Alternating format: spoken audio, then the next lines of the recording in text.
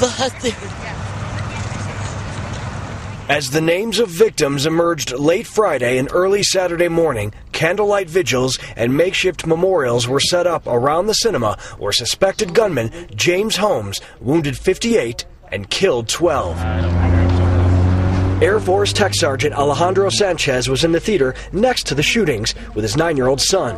His good friend and co-worker from Buckley Air Force Base in Colorado, reservist Staff Sergeant Jesse Childress, was shot and killed next door. He was a fun-loving individual. If he needed help, no matter time and day, he would stay late after. He would come in early just to help out the unit in any way you can, even if it was long hours.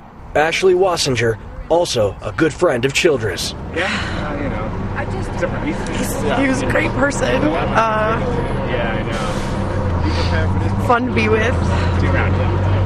Always positive and laughing. Then there's the aspiring sportscaster who moved to Denver just a year ago. 24-year-old Jessica Gowie, fatally shot in the theater.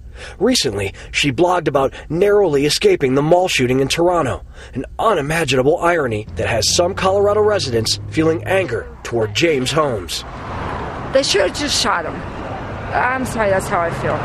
Because he'll get the death penalty, and then he'll sit on death row for who knows how long. Throughout Saturday, mourners flocked to the memorials, some just praying. Pictures, balloons, and birthday cards, all for Alex Sullivan, who was shot dead on his birthday, and just 3 days before his 1-year wedding anniversary. So around 7 o'clock is when the family was finally gathered and told that Alex was found and that he was among the deceased in the movie theater. We saw him and everybody just kind of stood there for a second, didn't know what to think. The shooter pointed his gun at Jennifer Seeger's face.